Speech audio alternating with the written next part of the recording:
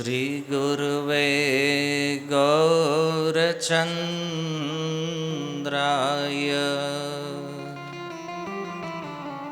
श्रीराधिकायै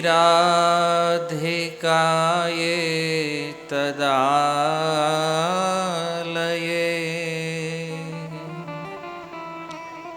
कृष्णाय कृष्णभक्ताय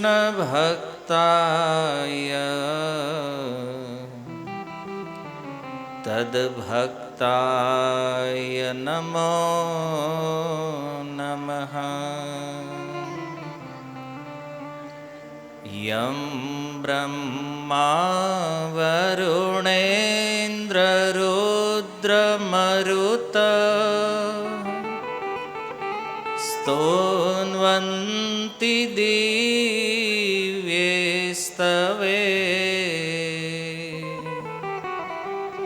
वेदे सङ्गपदक्रमोपनिषदे गायन्ति यं सामगा ध्यानावस्थिततद्गतेन मनसा पश्यन्ति यं योगिनो यस्यान्तं न विदुः-सुरसुरगणा देवाय तस्मै नमः। देवाय तस्मै नमः। आराध्यो भगवान् व्रजेशतनय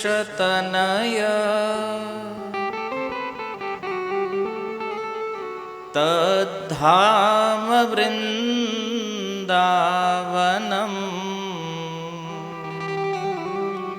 रम्या काचिदुपासना व्रजवधो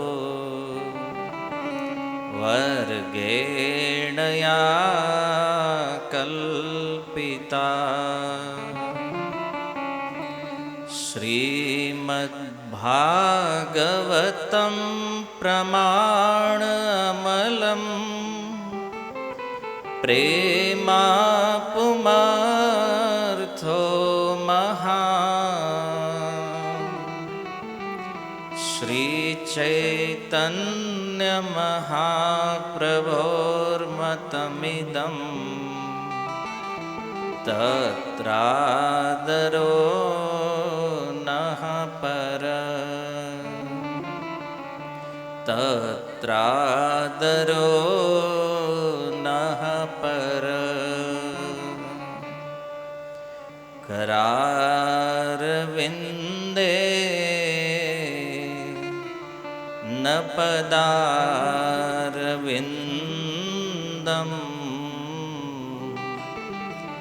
मुखारविन्दे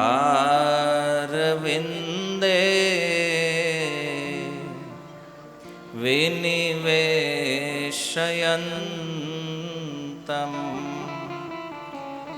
वटस्य पत्रस्य पुटे शयानं बालं मुकुन्द मनसा स्मरामि। बालं मुकुन्द मनसा स्मरामि। हरे कृष्णा हरे कृष्णा कृष्णा कृष्णा हरे हरे हरे राम हरे राम राम राम हरे हरे।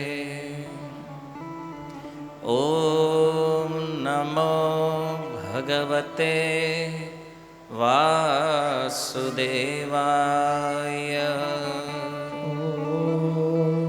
નમો ભગવતે વાસુદેવાય.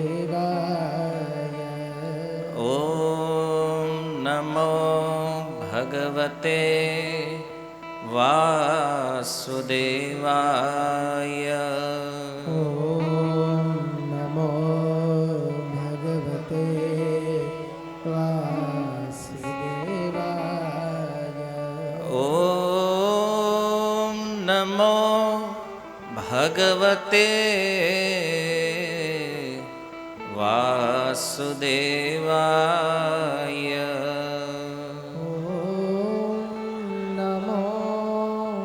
ભગવતે વાસુદેવાય.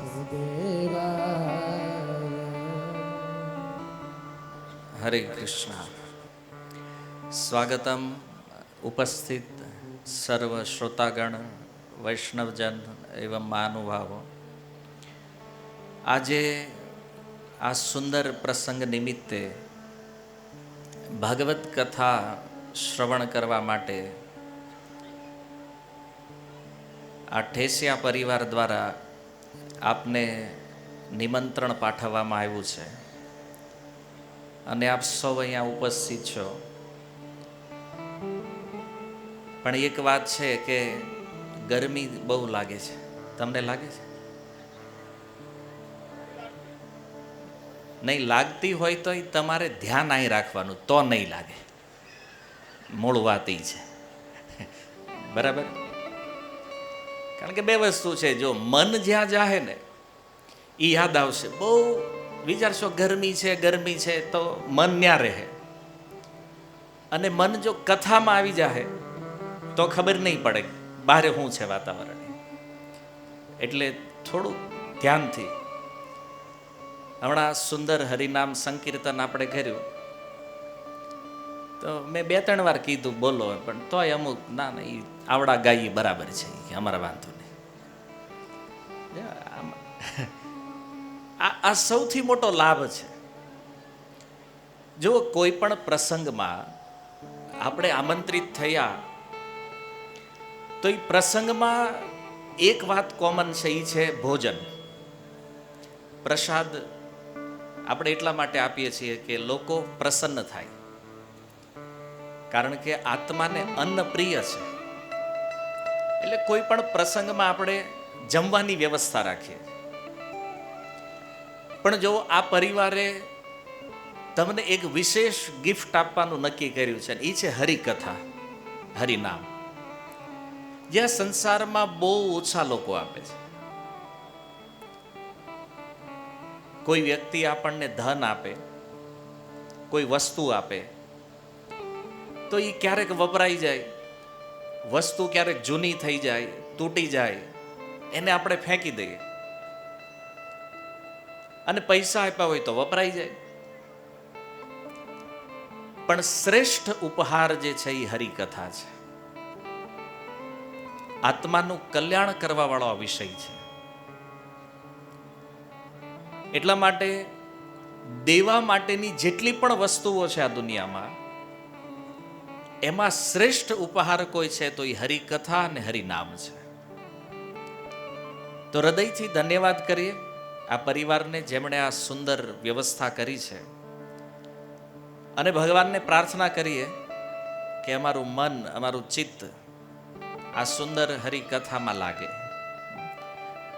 હરે કૃષ્ણ કૃષ્ણ કૃષ્ણ હરે હરે, હરે રામ રામ રામ હરે હરે. તો જો હવે પહેલું કામ વાતો નથી કરવાની તમારે, મારે અહીં થોડોક ટાઈમ જ લેવાનો જ તમારો. પણ એ ધ્યાન આપણે બીજી પ્રવૃત્તિઓમાં નથી રાખવાનું, કારણ કે વાતો કરવા માટે બહુ ટાઈમ છે તમારી પાસે. હું વયો જાઉં પછી તમારે વાતો જ કરવાની, બરાબર?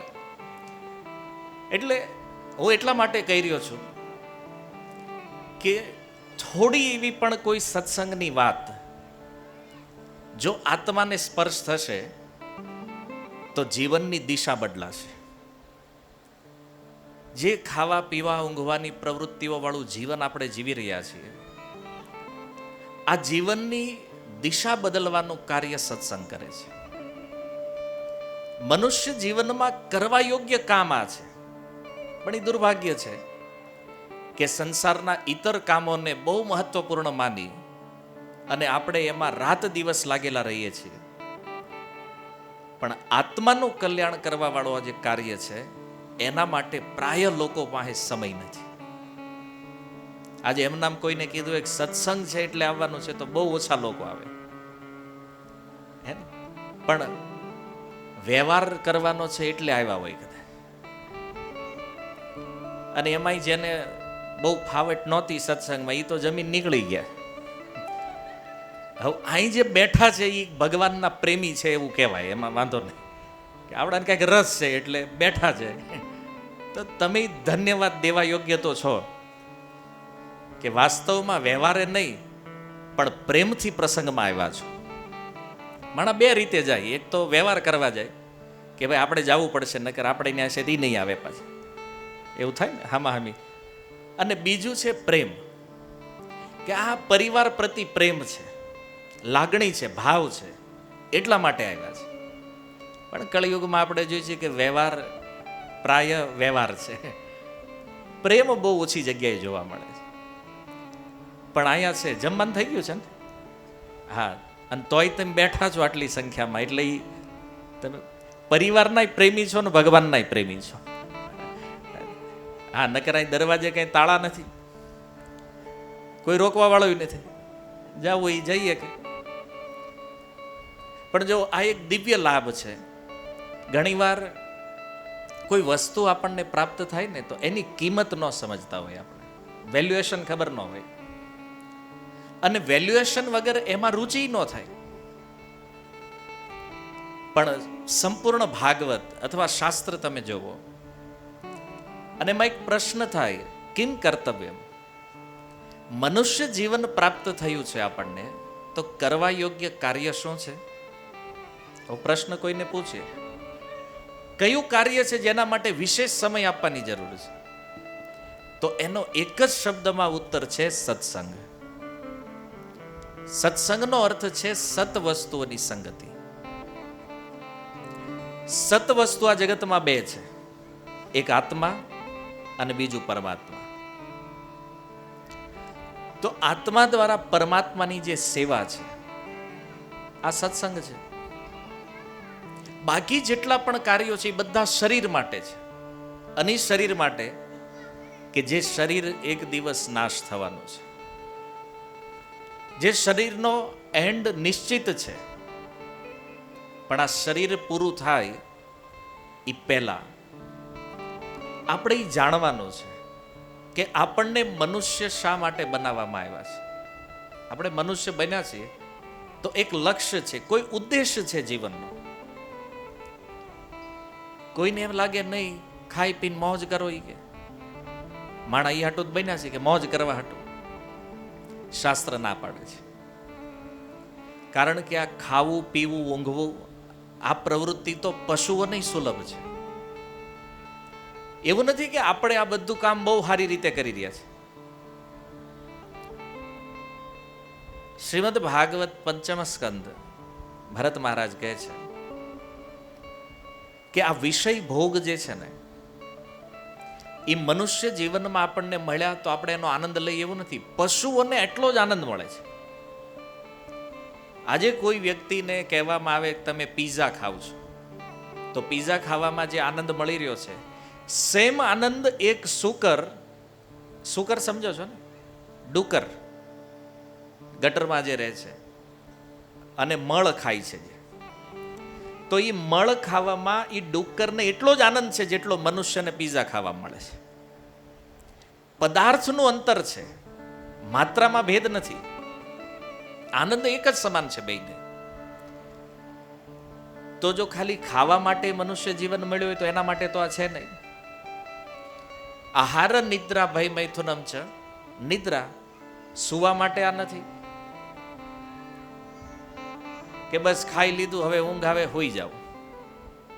ભયથી રક્ષણ કરવા માટે કંઈક નિર્માણ કર્યું, ઘર બનાવ્યા, હથિયારો બનાવ્યા, આ શસ્ત્રોનું નિર્માણ કર્યું, તો આ કામ તો પશુઓમાં થઈ રહ્યું છે.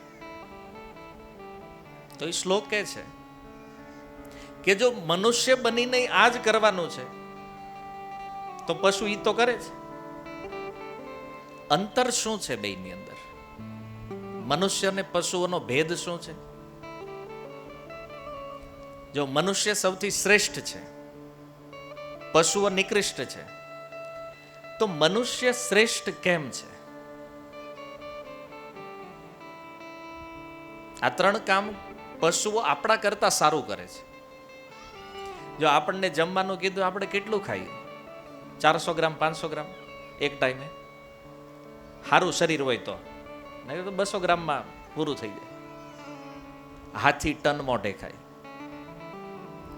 તો કોમ્પિટિશનમાં જીતશે કોણ? હાથી? નિદ્રા સુવામાં દેડકા હારે કોમ્પિટિશન કરો. દેડકો 8 મહિના હોઈ જાય. આપણને કોઈ રૂમમાં પૂરી દે, તાળું મારી દે, 3 દી બહાર ન નીકળતા, હોઈ જાઓ. કેમ? ત્રીજા દી લગભગ દરવાજો તોડી નાખે. આપણી પાસે કેપેસિટી નથી ઊંઘની. દેડકો શીત નિદ્રામાં 8 મહિના સૂઈ જાય. ભાઈ, જો આપણે ભયથી રક્ષણ કરવા માટે શસ્ત્રો બનાવ્યા છે, અણુબોમ્બ સુધી પહોંચ્યા, કેમ? રક્ષણ કરવા માટે. પશુઓને કોઈ શસ્ત્રની જરૂર નથી. સિંહ પોતાની રક્ષા જાતે કરે, એ કૂતરો પોતાની રક્ષા જાતે કરે છે, કોઈ શસ્ત્ર વગર. મૈથુન, સંતાન ઉત્પત્તિ. મનુષ્યોને 2, 5, 7, 12, 15 સંતાનો હોય, પણ જો વેલ માછલી જેવા પશુઓને કરોડો સંતાનો છે. એક હારે 1 કરોડ ઈંડા મૂકે વેલ માછલી. તો કોમ્પિટિશન જો પશુઓ સાથે થાય તો આ કામમાં તો પશુ આપણી કરતા ક્યાંય આગળ છે. તો જીવન આના માટે નથી. આ જીવનનો એક ઉદ્દેશ્ય છે. મનુષ્ય શ્રેષ્ઠ છે. શા માટે? ધર્મો હિ એકો અધિક વિશેષ. મનુષ્યોમાં એક વિષય જે છે એક્સ્ટ્રા બીજા પશુઓ કરતા, એ છે ધર્મ. પશુઓમાં ધર્મ નથી, મનુષ્યોમાં છે. અને ધર્મના કારણે મનુષ્ય પશુઓ કરતા શ્રેષ્ઠ છે. તો આ ધર્મ શું છે? ધર્મ છે પોતાના સ્વરૂપને જાણવું. કારણ કે આપણે જોઈએ છીએ કે આ સંસારમાં જેટલા જેટલા શરીરો જન્મ લે છે, આ બધા એકના એક દિવસ આનો નાશ થઈ જાય છે, આનું મૃત્યુ થઈ જાય છે.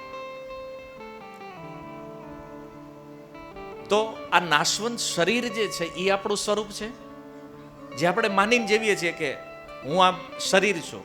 આપણે નથી. કારણ કે આપણે જોઈએ છીએ કે મૃત્યુ સમયે શરીરો અહીંયા રહે છે, એ ક્યાંય જાતું નથી, એનો નાશ થાય છે. એનો મતલબ આ જડ વસ્તુ આપણે નથી. તો ધર્મના કારણે સ્વરૂપનું જ્ઞાન મળે કે હું આ શરીર નથી, હું આત્મા છું. આ આપણી રિયલ આઈડેન્ટિટી છે, વાસ્તવિક ઓળખ છે. આપણે આત્મા છીએ અને મૃત્યુ સમયે આનો અનુભવ કરીએ છીએ. કોઈનું મૃત્યુ થાય તો એ સમયે શરીરો અહીંયા પડ્યા રહે છે, આત્મા જાય છે. તો એનાથી ખબર પડે કે આ શરીર હું નથી. અને પોતાના સ્વરૂપને જાણ્યા પછી ભગવાનના સ્વરૂપને જાણવું કે આપણે આત્મા તો છીએ, આ સંસારમાં સુખની શોધમાં છીએ. જો બધા જ લોકો સુખ ચાહે છે, બધા લોકો આનંદ ચાહે છે, પણ એ આનંદ મળે ક્યાં? ઘણા લોકો કે ભાઈ કોઈ વસ્તુ આપણને મળી જાય, આપણી ઈચ્છાઓ પૂરી થઈ જાય તો આનંદ મળે. તમારા મનમાં વિચાર આવે કે અત્યારે એક નવો મોબાઈલ લેવાની ઈચ્છા છે, લીધો, મોબાઈલ લઈ લીધો, આનંદ કેટલા દિવસ રહે? 2 દિવસ, પછી કોમન થઈ જાય. કોઈ કપડા લીધા નવા, આનંદ કેટલા દિવસ છે? 2 દિવસ, પછી આનંદ સમાપ્ત. તો આ દુનિયામાં જે ઈચ્છાઓ કરીએ છીએ વસ્તુ આપણને મળી જાય, પણ એનો આનંદ ટેમ્પરરી છે, પરમેનન્ટ નથી, થોડા દિવસ રહેશે. કોઈ પણ વસ્તુ જુઓ, તમે જે નવા કપડાં લીધા છે 1 વર્ષ પછી જ્યારે એ પહેરો તો એવો આનંદ હોય નથી. મોબાઈલ નવો લીધો, આજે આનંદ છે, કાલ ખબર પડી મોડલ નવું આવશે, આનો આનંદ વયો ગયો. વસ્તુમાંથી મળેલો આનંદ બહુ ટકતો નથી, કારણ કે મટીરિયલ છે, ભૌતિક છે. તો રિયલ સુખ, વાસ્તવિક આનંદ ક્યાં છે આ શોધવું પડશે. અને નહીતર ગમે એટલા આગળ વધો, ગમે એટલી પ્રગતિ કરો, અંતે મનમાં હતાશા, નિરાશા આવશે, ડિપ્રેશન આવશે અને નહીં લેવાના નિર્ણયો આપણે લેશું. આ સમાજમાં થઈ રહ્યું છે અત્યારે. તમે જો લોકો સ્યુસાઇડ કરી રહ્યા છે, આત્મહત્યા કરે છે. થોડા દિવસ પહેલા ન્યૂઝમાં આવ્યું હતું, 8મા ધોરણમાં ભણતો એક વિદ્યાર્થી એણે આત્મહત્યા કરી. આને શું દુઃખ હશે ભાઈ, શું તકલીફ હશે વિચાર? નથી. સારા ઘરમાં ધનની કોઈ કમી નથી, એવા લોકો આત્મહત્યા કરે છે. આ જગતમાં જો બહુ ઓછું સાંભળ્યું છે કોઈ ગરીબ વ્યક્તિ જેની પાસે કાંઈ નથી એણે આત્મહત્યા કરી, આવો કિસ્સા બહુ, કદાચ 100માં 1 વ્યક્તિ. બાકી 99 કેસ એવા છે કે એની પાસે બધી જ વસ્તુ છે, ભૌતિક પૈસા છે, શોખના સાધનો છે, મિત્રો છે, વ્યવહાર છે, બધું છે, તોય જીવનથી અસંતુષ્ટ છે. આ બધું હોવા છતાં, અને આ જુઓ, ધનથી બધાની પ્રગતિ થઈ છે, પણ સામે અસંતુષ્ટિ. એક પેઢી પહેલા સાંભળ્યું તો કોઈ ડિપ્રેશન શું છે? હતું જ નહીં. અત્યારે કેમ આવ્યું છે?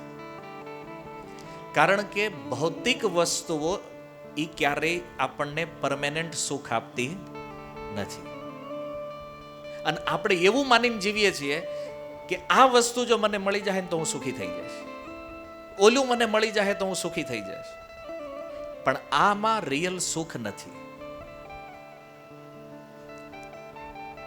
કષ્ટાન કામાન અર્હતિ વિડ ભોજામ્યે, ભરત મહારાજ કહે છે. ભોગને જ્યારે ભોગવીએ ને શરૂઆતમાં થોડો આનંદ મળે, પણ આનું પરિણામ જે છે ને એ વિષની સમાન છે, અંતે તો દુઃખ છે. પ્રભુપાદ એક ઉદાહરણ કહેતા કે કોઈ વ્યક્તિને ખંજવાળ આવતી હોય અને એ ખંજવાળે તો ખંજવાળે ત્યારે બહુ આનંદ આવે, પણ પછી ખબર પડે એની પીડા કેટલી છે. આ ભોગોનું આવું છે. જ્યારે ભોગવીએ ને ત્યારે અપાર સુખની અનુભૂતિ થાય અને પછી એમાં દુઃખ. તો આ સુખ અને દુઃખ જે છે ને એ મનનો વિષય છે. તમે વિચારો કે જ્યારે આપણે જમવા માટે બેઠા હોય અને કોઈ વ્યક્તિને ખબર પડે કે આને ગુલાબજામુન બહુ ભાવે છે, પીરસવા વાળો જે હોય એને ખબર હોય કે આને ગુલાબજામુન ભાવે છે, તો જ્યારે એ તમને પહેલું આપે એને તો કીધું હોય ઉપરથી ઓર્ડર એક આપવાના જ બધાને, તો એ બિચારો પીરસતા પીરસતા એક મૂકતો હોય અને મનમાં વિચાર આવે 2-5 મૂકી દે ને તો સારું. એ પહેલી વાર જ્યારે પંગતમાં આવે ને તેમ થાય 2-4 મળી જાય ને, જે ભાવતી વસ્તુ હોય ને એ વધારે ઈચ્છા થાય કે આ જલ્દી મળે, આપણને વધારે માત્રામાં મળે. હવે એને ખબર પડી ગઈ કે આને ભાવે છે, તો એને 10 ખવડાવ્યા, એને 10 ગુલાબજામુન ખાઈ ગયો. હવે તમે વિચારો કે જ્યારે 11મું એને આપે તો હવે રહેવા જોઈએ કે હમણાં તો મનમાં ડિમાન્ડ હતી ને વધારે મળે, અને ભાવઈએ તો જેટલું વધારે મળે છે તો હું સુખી થઈશ, મને વધારે સુખ મળશે. પણ એ 11મું ગુલાબજામુન આપી દે, માંડ માંડ બિચારો ખાય ને ત્યાં કોઈક બીજો હું એક તો લેવું જ પડશે, કેમ મેં નથી આપ્યું તને, એને મૂક્યું, એની લિમિટ પૂરી થઈ ગઈ છે. તમે વિચારો કે એ 12મું ગુલાબજામુન જ્યારે ખાય તો એમાં ટેસ્ટ આવે. 12મું ગુલાબજામુન ખાય ને ત્યારે એમ થાય કે આમાં ખાંડ નાખી જ નથી, આમાં ગળપણ છે જ નહીં. આવો અનુભવ થયો જ તમારે ક્યારે? થયો છે. એની વસ્તુ પહેલું ગુલાબજામુન જ્યારે ખાધું, જે ટેસ્ટ, જે સ્વાદ મળ્યો છે, એ 12મું જ્યારે ખાઈ ને ત્યારે એમ લાગે કે આમાં સુગર, આ સુગર ફ્રી છે, બિલકુલ સ્વાદ વગરનું છે. લાઈવ એક્સપિરિયન્સ છે જુઓ. તો ઓલો કે આ ક્યાંથી લાવ્યો તું ભાઈ? કે હાવ મોડું, આવું મોડું ગુલાબજામુન મોડું નથી, તમારે આ સુખની લિમિટ પૂરી થઈ ગઈ છે. આ ગુલાબજામુન એક હારે જ બન્યા જ બધા, સેમ સુગર છે એમાં, સેમ એક જ બાલદીમાંથી આપ્યું છે તમને. પણ જુઓ હવે જીભ સ્વાદ પકડતી નથી, લિમિટ પૂરી થઈ ગઈ સુખની. એટલા માટે શાસ્ત્ર સમજાવે છે કે સંસારના વિષય ભોગોમાં સુખ નથી. ભલે દેખાય છે પણ એ કેવું છે? બોલે જાંજવાના જળ જેવું છે. આપણે 1 કિલોમીટર દૂર ઊભા હોય, ઉનાળાનો સમય હોય ને રોડે કોઈ ન હોય, તો 1 કિલોમીટર દૂર આપણને દેખાય કે પાણી છે, ત્યાં દેખાય છે ને, આપણી આંખ જોવે છે. સાચું છે ખોટું છે? સાચું, દેખાય છે. ઘણીવાર લોકો સત્ય સિદ્ધ કરવા માટે એવું કહેતા હોય કે મેં મારી સગી આંખે જોયું છે. તો આ પાણી તે હગી આંખે જ જોવે છે ને. અચ્છા, પછી 1 કિલોમીટર નજીક વયા જાવ એનાથી, ન્યા જઈને જોવો પાણી હોય નહીં થતું, તો તમે જોયું ઈ શું છે? હગી આંખે જોયું છે. દેખાણું છે ને પાણી, ખોટું તો નથી, દેખાય છે નજરથી, પણ ત્યાં જઈને જોઈએ તો એમાં છે નહીં. બસ આ જગત આવું છે. આમાં બધે સુખ દેખાય, આમાં છે, પણ પકડવા જાવ તો ખબર પડે કે આમાં નથી. જો આ સંસારમાં મોટા ભાગના લોકો એવું માનતા હોય મારા લગ્ન થઈ જાય ને એટલે હું સુખી થઈ જાઉં. હવે જેના થઈ ગયા એને પૂછો તો શું થયું છે? તોય કરે છે ને બધા, અનુભવ છે તોય લાગે નહીં ને સુખ મળશે. એક ઉદાહરણ, આ બધી વસ્તુમાં આવું છે. ઘણી વાર પહેલા પૈસા ન હોય ને ત્યારે એમ થાય કે મારી પાસે એક બહુ મોટું ઘર થઈ જાય ને એક બહુ મોટો બંગલો બનાવીને બહુ મોટી મોટી ગાડીઓ, બહુ મોટું બેલેન્સ આવે, અને આ બધું આવે ને પછી એમ થાય હવે શું કરવાનું છે? કેમ? કારણ કે શરીરની ભોગની એક લિમિટ છે, એ પૂરી થઈ ગઈ. મેં કીધું એમ, એ આપણી કેપેસિટી 10 ગુલાબજામુનની છે, પછી તમારી પાસે 100 ખરીદવાની કેપેસિટી હોય પણ એ તમારે કાંઈ કામનું નથી. તમે લઈ શકો 100 ગુલાબજામુન નહીં, 1000 લઈ શકો, પણ ખાવાના 10, કારણ કે શરીરની લિમિટ છે. આ શરીરમાં ભોગની એક લિમિટ છે. ઓવર મળ્યા પછી તે એનું કઈ કામ જ નથી. તો ઈ થયા પછી વિચાર છે હવે કરવાનું શું? આ બધું થઈ ગયું, લાઈફ ખતમ. તો જો વાત ઈ છે કે વિષય ભોગોની પાછળ ભાગવું આ જીવનનું લક્ષ્ય નથી. પ્રારબ્ધ જે છે પ્રાપ્ત થવાનું છે. જીવનનું લક્ષ્ય છે ભગવાનને જાણવા. કારણ કે મૃત્યુ આવવાનું છે એક દિવસ, આપણે આ સંસાર છોડીને જવાનું છે, આ કન્ફર્મ છે. શાસ્ત્ર કહે છે કે રેતીને કોઈ ઘંટીમાં તમે પિલાણ કરો, બની શકે રેતીમાંથી તેલ નીકળે. આવું કોઈ દી થયું નથી સંસારમાં કે કોઈ રેતીને પીસે ને એમાંથી તેલ નીકળે. પણ એકવાર ઈ માની લ્યો કે રેતીને પીસવાથી એમાંથી તેલ નીકળે, પણ આ જગતમાંથી સુખ નીકળે, આ ક્યારેય થતું નથી. આ સંભવ છે. અને આવા ક્ષણિક સુખોને પકડતા પકડતા એક દિવસ આ જીવન સમાપ્ત થઈ જાય. સત્સંગ એટલા માટે જરૂરી છે, લોકોના મનમાં થાય સત્સંગથી શું લાભ થવાનો છે? આનો લાભ એ છે કે જીવનના વાસ્તવિક સત્યને આપણે જાણશું. આનું જ્ઞાન થશે કે જીવનના ખાવા પીવા ઊંઘવા માટે નથી, પોતાના સ્વરૂપને જાણવા અને ભગવાનને જાણવા માટે છે. જો પરીક્ષિત મહારાજ રાજા હતા, એને શ્રાપ મળ્યો 7 દિવસ. આજથી 7મા દિવસે તક્ષક નામનો એક સર્પ આવશે, ડંખ મારશે અને એનું મૃત્યુ થઈ જાય. શમીકના પુત્ર શ્રીંગીએ શ્રાપ આપ્યો તો પોતાના રાજ્યનો ત્યાગ કરી અને પરીક્ષિત મહારાજ એ પાવન ગંગાજીના તટે આવ્યા છે. અનેક ઋષિ મુનિઓ આવ્યા છે. એટલા માટે કે આને કંઈક સત્સંગનો લાભ મળે. જેવો હજારો સાધુઓની વચ્ચે પરીક્ષિત મહારાજ કહે છે મારે 7 દિવસમાં મરવાનું છે, તો બતાવો શું કરવું જોઈએ. મારું કર્તવ્ય શું છે?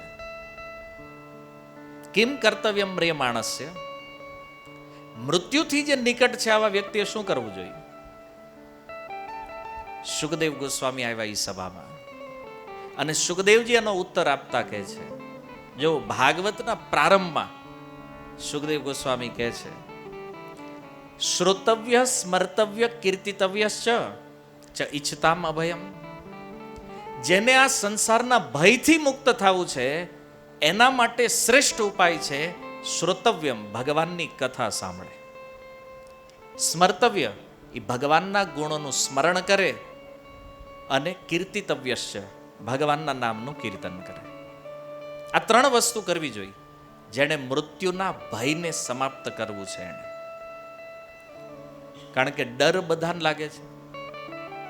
ઘણી વાર લોકો, અમે કોઈના બાપથી નથી બીતા. સામે બંદૂક આવે તો પછી એને બાપ કરી નાખે. હવે ડાયલોગ કેમ મારતો, અમે કોઈના બાપથી નથી બીતા. અને કોઈ કામ તાણીને ઉભો રહી જાય શું થાય? સરેન્ડર થઈ જાય તરત. તમે બાપ છો, બનાવવું પડે. ડર, મૃત્યુનો ડર બધાને છે. અને એટલા માટે છે કે એ ડરથી બચવાનો ઉપાય ખબર નથી એટલે ભય લાગે છે. અને પરીક્ષિત મહારાજે એ પ્રશ્ન કર્યો છે કે નિકટતમ મૃત્યુ જેનું છે આને બચાવવા છે, ભયથી મુક્ત કરવા છે. શું કરવું જોઈએ એને? કેમ? મારે મરવાનું છે 7 દિવસમાં, મારી પાસે 7 દિવસનો ટાઈમ છે. સુખદેવજી કે કાંઈ વાંધો નહીં, 7 દી છે ને, બહુ ઘણા છે. સત્સંગથી તો એક ક્ષણમાં પણ ભગવાનને પામે લોકો. તારી ભાઈ 7 દિવસ તો બહુ ટાઈમ છે, તું બેસ અને હું કથા સંભળાવું. કોઈ કાળ તારો સ્પર્શ નહીં કરી શકે. પરીક્ષિત મહારાજ બેઠા, કથા પ્રારંભ થઈ અને દશમ સ્કંદ પ્રારંભ જ્યારે થયો છે, 4 દિવસ, ચોથા દિવસની સવાર, 3 દિવસ 3 રાત્રિ વ્યતીત થઈ ગયા. ચોથા દિવસની સવારે પરીક્ષિત મહારાજ કહે છે કે ભગવાનના અનેક અવતારોની મેં કથા સાંભળી છે, અનેક લીલા ચરિત્રો મેં સાંભળ્યા, અનેક રાજાઓની કથા સાંભળી, અનેક વંશો મેં સાંભળ્યા, પણ હવે માત્ર કૃષ્ણ કથા સાંભળવી છે. પરીક્ષિત મહારાજને આશ્ચર્ય થયું, કૃષ્ણ કથા કેમ? એમાં એવી વિશેષતા શું છે કે એમાં મન લાગી રહ્યું છે? તો કથાની વિશેષતા બતાવતા પરીક્ષિત મહારાજે એક શ્લોક બોલ્યા છે કે જે નિવૃત્ત તરશેર ઉપગીય માનાદ ભવ ઔષધિ શ્રોત્ર મનોવિરામાદ. આ કથા કેવી છે? બોલે નિવૃત્ત તરશે. નિવૃત્ત કહે છે જેને આ સંસારમાં કોઈ ઈચ્છા બાકી નથી, જેની કોઈ કામના નથી. આવા જે આત્મામાં રમણ કરવા વાળા જે લોકો છે, આત્મારામ વ્યક્તિઓ છે, એને પણ ભગવાનની કથામાં રુચિ છે, ભગવાનની કથામાં રસ છે. સુખદેવજી કે આવું કેવી રીતે સંભવ છે કે જેની કોઈ જ કામના નથી, કોઈ જ ઈચ્છા નથી અને ભગવાનની કથા સાંભળે? બોલે સાંભળે છે. ઉદાહરણ બોલે તમે પોતે. સુખદેવજી સામે બેઠા છે, એ પહેલા બ્રહ્મવાદી હતા, ભગવાનને નિરાકાર માનતા હતા. ભગવાન નિરાકાર બ્રહ્મ છે અને જન્મ લેતાની સાથે જ ઘર છોડી નીકળી ગયા.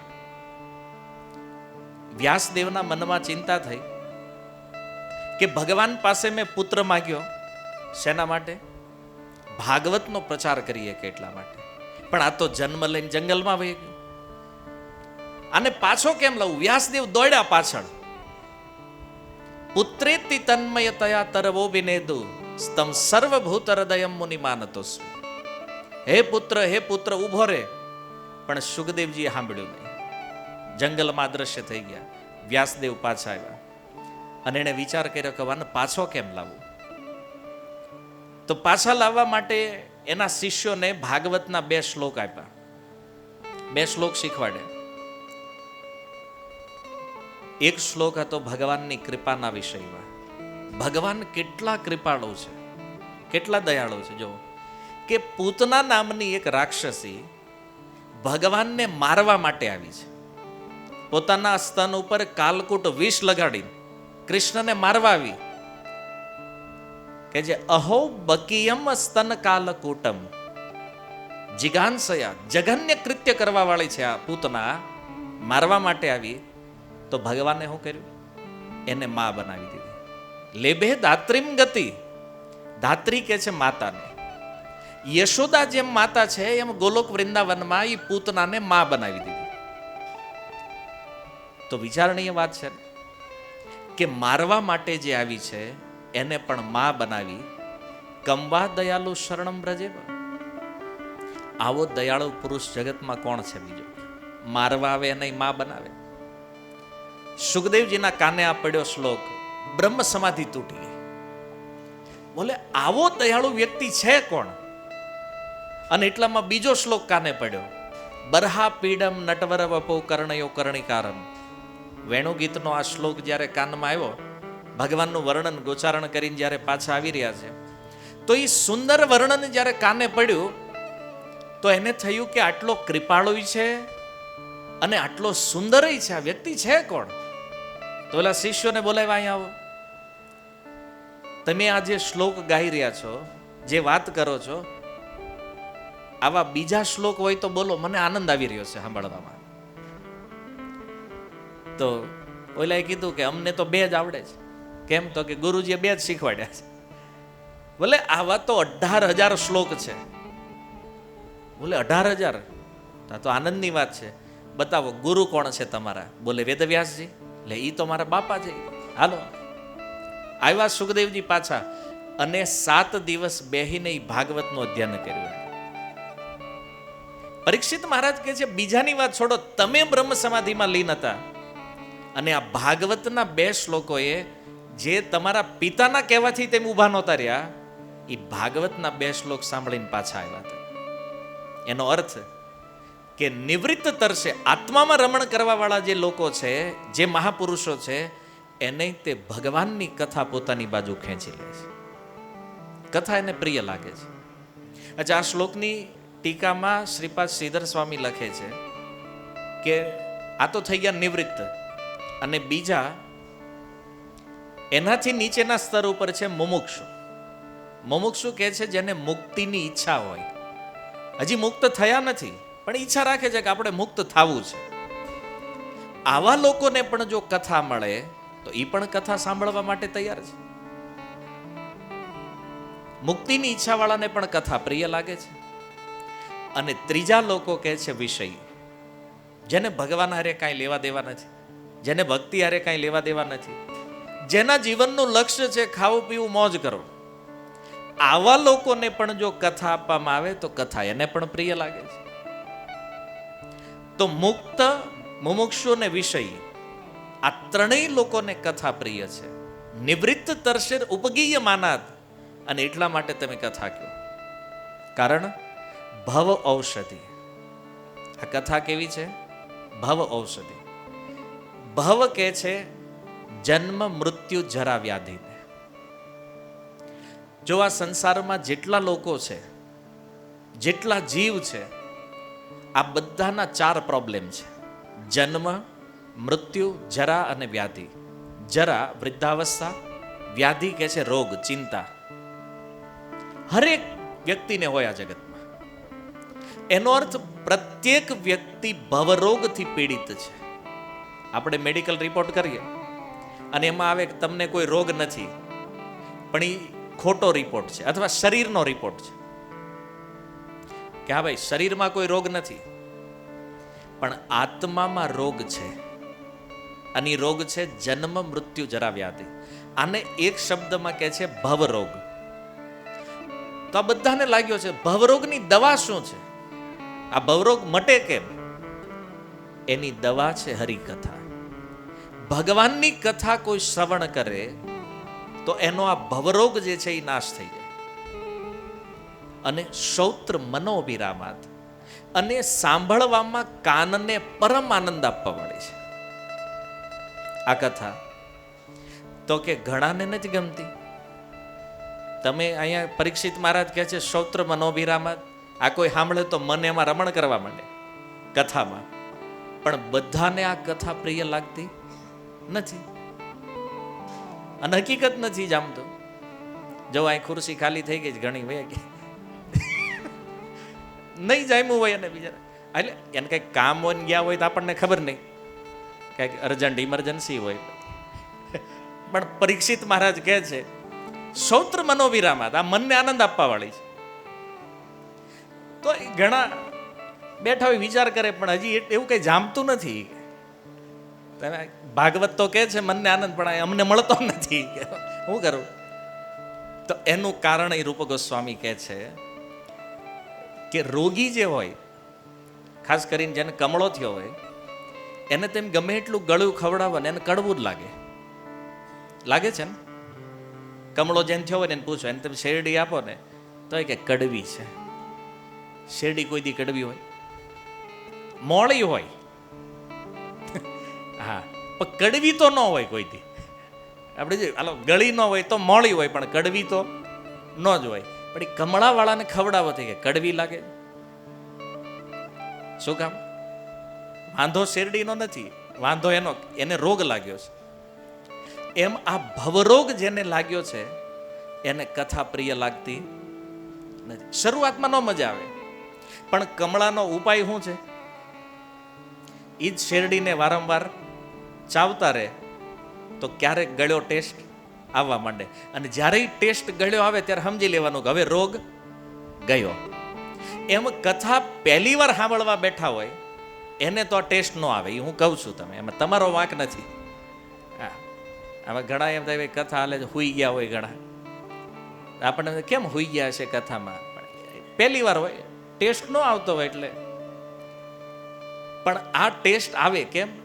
વારંવાર જો કથા સાંભળવામાં આવે, રિપીટ, તો ધીરે ધીરે આમાં રસ લાગે. અને પહેલી વારમાં નથી આવતો સમજી લો તો આપણને કમળો છે, શરીરનો નહીં, શરીરનો હોય તો આંખમાં દેખાય પીળો છે, આત્મામાં કમળો થઈ ગયો છે. અને એનો ઉપાય એ છે, જેમ શરીરના કમળાનો ઉપાય શેરડી છે, વારંવાર ચાવવાથી એ દૂર થશે રોગ, એમ વારંવાર કથા શ્રવણ કરવાથી આત્મા ઉપર લાગેલો આ રોગ જે છે ને એ દૂર થઈ જાય. અને મનને, ચિત્તને, બુદ્ધિને, અંતઃકરણને આ કથા આનંદ આપે છે, પ્રિય લાગે છે. એટલે શરૂઆતમાં ન લાગતી હોય તો આપણે બહુ ટેન્શન નહીં લેવાનું. અરે આ બધાને જામે, આપણને કેમ નથી જામતું? એનો રોગની માત્રા થોડીક વધારે હોય, પણ પુનઃ વારંવાર જો શ્રવણ થાય તો આ રોગ દૂર થશે.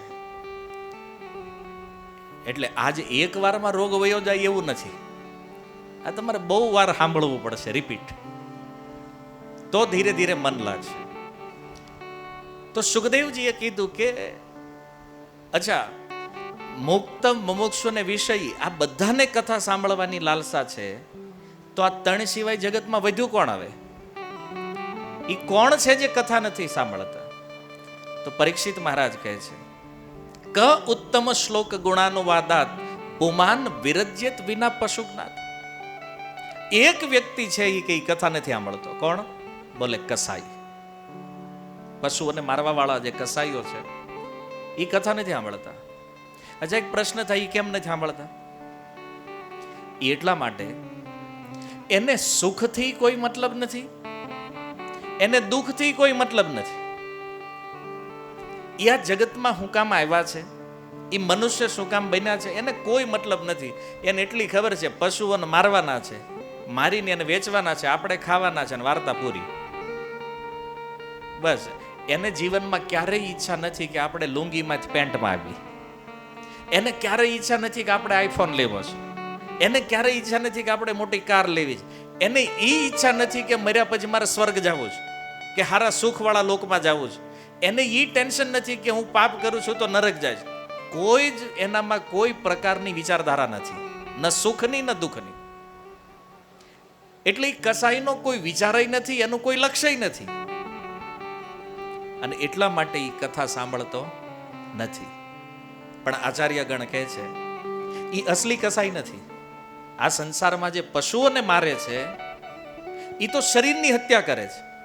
ક્યારેક જો એને સાધુ સંગ મળી જાય ભગવાનનું નામ લેતો થાય તો એ તો મુક્ત થઈ જાય આ પાપથી. પણ અસલી કસાઈ છે જે કથા નથી સાંભળતો, એ અસલી કસાઈ છે. કેમ?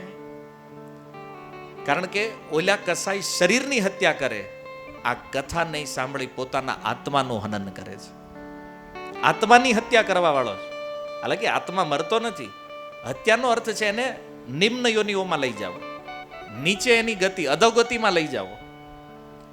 તો કથા નથી જે સાંભળતા, એ પોતાના જ આત્માની હત્યા કરવા વાળા છે, આત્મઘાતી છે. અને એટલા માટે અસલી કસાઈ છે જે કથા નથી સાંભળતા. જો આ સુંદર કથાના ભાવને પ્રસ્તુત કરી સુખદેવ ગોસ્વામી કહે છે કે હે પરીક્ષિત મહારાજ, ભગવાન કૃષ્ણની કથા સાંભળવાની આટલી લાલસા કેમ છે, આટલી લાલાયિતતા કેમ? પરીક્ષિત મહારાજ કહે છે કથાની લાલસા એટલા માટે છે કારણ કે એ કૃષ્ણની કૃપા મને યાદ આવે છે. 3 શ્લોકમાં ભગવાનની કૃપાનું વર્ણન કર્યું છે. પહેલા શ્લોકમાં કહે છે પિતા મહામે સમરે અમરંજયે દેવવ્રત આદિ રથે સ્તિમિંગલે દુરત્યયમ કૌરવ સૈન્ય સાગરમ કૃત્વા તરન વત્સ પદમ સ્મયત પ્લવા. જે પિતામહામે સમરે અમરંજયે, મારા જે પિતામહ હતા, એટલે પરીક્ષિતના પિતામહ કોણ છે? પાંડવો. પિતામહ કહે છે દાદાને. તો પરીક્ષિત કહે છે મારા એ જે દાદા 5 પાંડવો જે હતા, મહાભારતના યુદ્ધમાં કૌરવો સાથે જ્યારે લડવા માટે ગયા, મહાભારતનું યુદ્ધ જે થયું, તો એ કૌરવોની સેના કેવી છે? બોલે દુરત્યયમ સૈન્ય સાગર. જેવી રીતે એક વિશાળ સમુદ્ર હોય અને એક કીડી એના કાંઠે ઉભા રહીને વિચાર કરે કે આ સમુદ્રને મારે પાર કરવો છે. કીડી કોઈ દી સમુદ્ર પાર કરી શકે? સંભવ નથી. એમ કહે છે હે સુખદેવજી, એ કૌરવોની સેના સમુદ્રની સમાન હતી અને આ મારા જે પિતામહ છે 5 પાંડવો, એ કેવા હતા? કીડીની સમાન. અસંભવ હતું એ દુર્યોધનના સૈન્યને જીતવું. અને અસંભવ હતું એનું કારણ શું છે? કારણ સૌથી પ્રારંભથી વિચાર કરીએ તો દુર્યોધન જે છે ને, કૂટનીતિમાં બહુ એક્સપર્ટ વ્યક્તિ હતો. બીજાને પોતાના ટીમમાં કેમ ભેળવવા એમાં એની ફાવટ હતી કે કોને હાથ ફેરવીને આપણી બાજુ કરી લે. અને એટલે જો મહાભારત યુદ્ધ પ્રારંભ થયું તો 11 અક્ષોહિણી સેના થઈ કૌરવોની અને પાંડવોની 7. હવે વિચાર કરો, આ ધર્મના માર્ગે ચાલવા વાળા છે પાંડવ, આજીવન ધર્મનું પાલન કર્યું છે, તો એની પડખે રહેવા વાળા 7 અક્ષોહિણી, અને ઓલો દુર્યોધન જન્મો ત્યાંથી અધર્મી, કમ્પ્લીટ અધર્મ સિવાય બીજો કોઈ ધંધો નહીં, તો એની બાજુ 11. એટલે વાત ઈ છે કે આપણે જ્યારે સાચા હોય અને આપણી બાજુ સંખ્યા ઓછી હોય ને તો એવું ન માનવાનું કે આપણે ખોટા છે. કળિયુગમાં નિર્ણય લોકો સંખ્યાથી લે, તો સંખ્યાથી તો 11 તો દુર્યોધન બાજુ હતા, તો એનો મતલબ એ થયો ને દુર્યોધન મહાપુરુષ છે, એ હારો માણસ. આટલા બધા એની બાજુ ગયા કેમ? જુઓ, ભીડથી કોઈના સત્ય કે અસત્યનો નિર્ણય થતો નથી. અને કળિયુગમાં એ લોકો જોવે આની પાસે માણસ જાજા જ, તો મતલબ એ સાચો માણસ નથી. જોઈ લો મહાભારતમાં પાંડવ, જેને ધર્મ સાક્ષાત ધર્મરાજ યુધિષ્ઠિર, તો એના પક્ષમાં 7 અક્ષોહિણી. તો જ્યારે સેના ભેગી કરતા હતા તો દુર્યોધને નક્કી કર્યું જલ્દી જલ્દી સેના ભેગી કરી લઈને જાજો આપણું ટીમ મોટી બનાવી નાખી, તો આવડાને પાડી દેવું ગમે. તો એણે શું કર્યું? સૌથી પહેલા અર્જુન અને દુર્યોધન બે ગયા. દુર્યોધનની ટીમમાંથી દુર્યોધન સ્વયં નીકળ્યો અને પાંડવોમાંથી અર્જુન નીકળ્યા સેના ભેગી કરવા માટે, રાજાઓને મળવા કે કોણ કોના પક્ષમાં યુદ્ધ કરશે. આવ્યા દ્વારિકા, બે દ્વારકા આવ્યા. દુર્યોધન પહેલા પગ્યો, મેં કીધું ને કૂટનીતિમાં એક્સપર્ટ. અને જો હાચો હારો માણા હોય ને એને પોલિટિક્સ ફાવે નહીં, બહુ રાજનીતિ ફાવે નહીં. અને દુર્યોધન એક્સપર્ટ આમાં, કારણ કે ગુરુ કોણ હતા એને? શકુની, મહા એક્સપર્ટ. એણે કીધું તું પહેલો પગી જાજે અને માગવાનો પહેલો ચાન્સ લેજે. તો દુર્યોધન આવે, ભગવાન કૃષ્ણ સૂતા છે, અથવા માની લો હોવાનું નાટક કરતા હતા ભગવાન, કે વાસ્તવમાં હુતા હોય, પણ એ હુતા હતા. દુર્યોધને જોયું તો માથા પાસે આવીને ઊભો રહી ગયો. કેમ? જાગે પહેલી નજર મારી ઉપર પડે એટલે આપણે માગવાનો ચાન્સ પહેલા લેવાનો. અને પછી અર્જુન આવે છે. અર્જુનની એન્ટ્રી થઈ. અર્જુન આવીને ભગવાનના ચરણ પાસે બેઠા.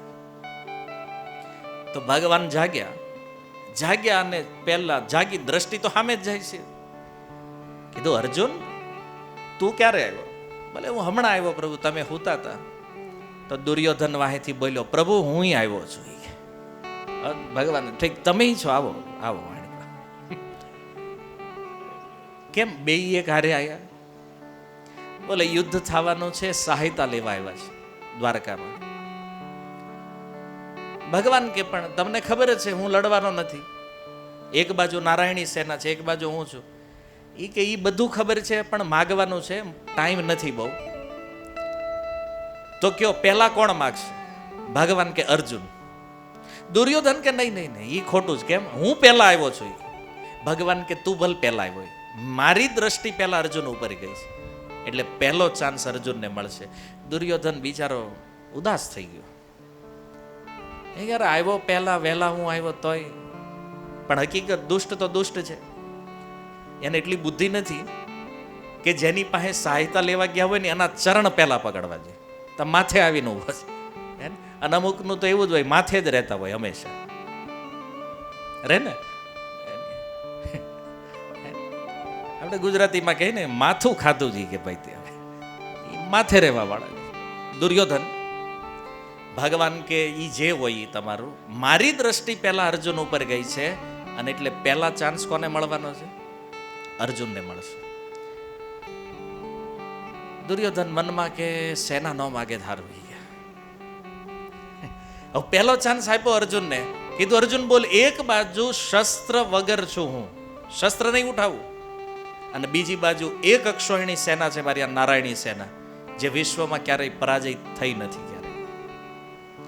તો અર્જુન કહે છે પ્રભુ તમે. તો દુર્યોધન તો પ્રભુ સેના મારી? એ કે હા, મારે મોડું થાય છે, રજા આપો. હરે કૃષ્ણ. સેના ક્યાં? ભગવાન ક્યાં? હેઠે ઊભી. લઈ નીકળ. દુર્યોધન નીકળ્યો લઈ. અર્જુન દુર્યોધન વહી ગયા પછી ભગવાન અર્જુનને બહુ ખીજાણ. એ કે મેં જાણી જોઈને તને પહેલો ચાન્સ આપ્યો છે, તું મારો મિત્ર છો, ભક્ત છો, પહેલો ચાન્સ તને આપ્યો માગવા માટે. સેનાની જરૂર પડે છે યુદ્ધમાં કે મારી જરૂર છે? નિશસ્ત્ર છું હું, ખબર છે ને, શસ્ત્ર નથી લેવાનો. અર્જુન કહે છે પ્રભુ યુદ્ધમાં જીત થાય કે હાર થાય એની હારે કોઈ મતલબ નથી મારે, તમે મારી બાજુ હોવા જોઈએ બસ.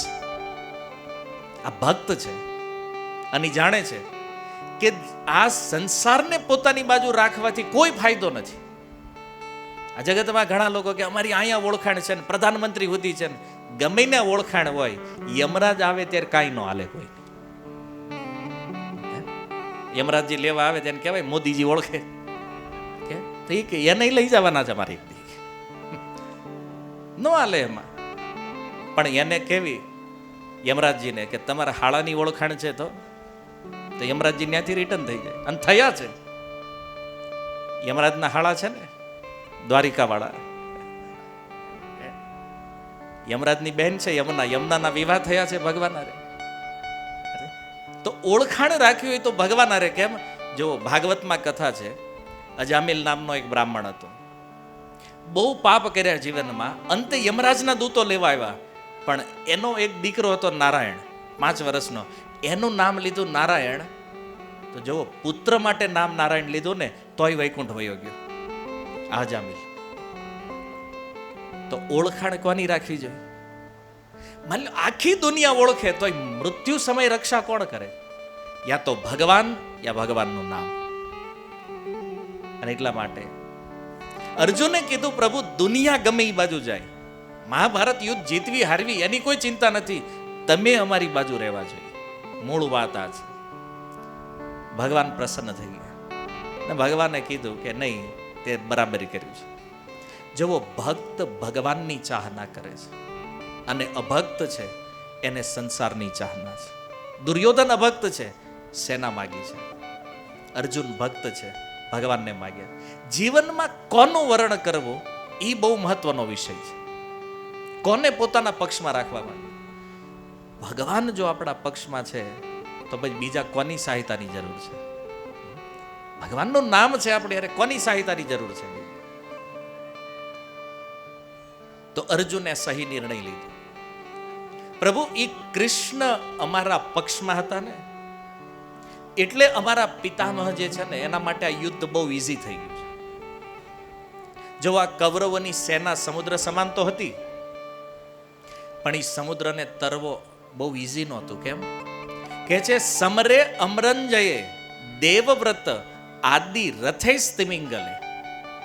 એ સમુદ્રમાં પિતામહ ભીષ્મ, દ્રોણાચાર્ય આવા મોટા મોટા તિમિંગલ મત્સ્યો હતા. એમાં તિમિંગલ એક એવી માછલી છે, તિમી નામની જે માછલી મોટા મોટા સમુદ્રોમાં હોય, 10,000 યોજન લંબાઈ હોય એની. તિમી નામની જે મત્સ્ય છે, માછલી જે છે, એ તિમી નામની માછલીને જે પોતાના ગળામાં અટકાવી દે એવી એક માછલી સમુદ્રમાં છે.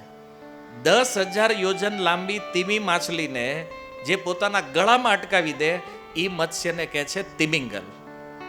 અને પરીક્ષિત મહારાજ કહે છે આ ભીષ્મ, દ્રોણ આ બધા કેવા મત્સ્ય હતા? તિમિંગલ. એ સમુદ્રના તિમિંગલ મત્સ્ય છે કે જો આને કોઈ હરાવી ન શકે. ભીષ્મ એવા યોદ્ધા છે, એને આજ સુધી કોઈ પરાજિત નથી કરી. ગંગાજીના પુત્ર છે, ઈચ્છા મૃત્યુનું વરદાન છે એની પાસે. ઈ ધારે તો જ મરે, નહીતર એને કોઈ મારી ન શકે. આ ભીષ્મ જે દેવતાઓને જીતવાનું સામર્થ્ય રાખે છે. ઇન્દ્રને પણ યુદ્ધ કરવું હોય ને તો એકવાર વિચાર કરે ભીષ્મની સામે પડવું કે નહીં. આવું સામર્થ્ય પરશુરામના શિષ્ય. અને ઈચ્છા મૃત્યુ, બોલો, ઈ ધારે તો જ મરે, નહીતર ન મરે. આને કોણ મારે? દુર્યોધનને દ્રઢ વિશ્વાસ હતો કે આ યુદ્ધમાં પિતામહ ભીષ્મ જ્યાં સુધી ઊભા છે ત્યાં સુધી મારી હાર થવાની નથી. અને એને એ વિશ્વાસ હતો કે ભીષ્મ હારવાના પણ નથી અને મરવાનો તો કોઈ પ્રશ્ન જ નથી એનો. એટલા માટે દુર્યોધન આશ્વસ્ત હતો, વિજય મારો જ થવાનો છે. દુર્યોધનને પૂછ્યું કોના બળે આટલો કૂદે છે? બોલે ભીષ્મ મારા પક્ષમાં. ભગવદ્ ગીતાના પ્રારંભમાં એના યોદ્ધાઓના નામ ગણાવ્યા ને. દ્રોણાચાર્યને કહે છે પહેલા તમે, ભવાન આપ, ભીષ્મ. ભવાન ભીષ્મસ્ય કર્ણ છે. મારી સેનામાં પિતામહ ભીષ્મ છે. આ પાંડવોમાં દેખાડો આવો કોઈ યોદ્ધા હોય તે. ભીષ્મ એકલા કાફી છે, આખી પાંડવ સેનાને એક દિવસમાં સમાપ્ત કરી નાખે. પણ જો મહાભારતના યુદ્ધમાં 9 દિવસ વ્યતીત થઈ ગયા અને નથી પાંડવોમાંથી કોઈ મરતું. દુર્યોધન ભીષ્મ પાસે આવીને કહે છે કે પિતામહ, તમે બહુ મોટા નમક હરામ છો, ખાવ છો મારું અને પ્રેમ પાંડવોને કરો. તમે ધારો તો એક દિવસમાં આ પાંડવો સમાપ્ત થઈ જાય. આજે 9 દિવસ વયા ગયા અને હજી સુધી આ પાંડવો જીવતા છે. તો ભીષ્મએ કીધું કાંઈ વાંધો નહીં દીકરા, કાલ પાંડવ નહીં હોય. ભીષ્મએ પ્રતિજ્ઞા લઈ લીધી, પાંડવો કાલ નહીં હોય. અને આ બાજુ કૃષ્ણને ચિંતા થઈ કે ભીષ્મની પ્રતિજ્ઞા છે. કુરુક્ષેત્રની અંદર અસંભવ મૃત્યુ છે આ ભીષ્મનું. અને ભગવાને યુધિષ્ઠિર મહારાજને કીધું યુધિષ્ઠિર, કાલે ખતરો છે તો હું કરશું? શિખંડીને બોલાવો. યુધિષ્ઠિર મહારાજ કે પણ એ તો યુદ્ધમાં જ નથી, એની તો એન્ટ્રી જ નથી આયા. બોલે એ ગમે એ હોય, શિખંડીને અહીં લાવો અને કાલે શિખંડી અર્જુનના રથ ઉપર રહે. શિખંડી કોણ છે? પૂર્વ જીવનની અંબા. અને ભીષ્મ પિતામહને વચન આપ્યું હતું કે તું ગમે એ રૂપમાં મારી સામે આવીશ, હું શસ્ત્ર છોડી દઈશ. આ ભગવાન જાણે છે.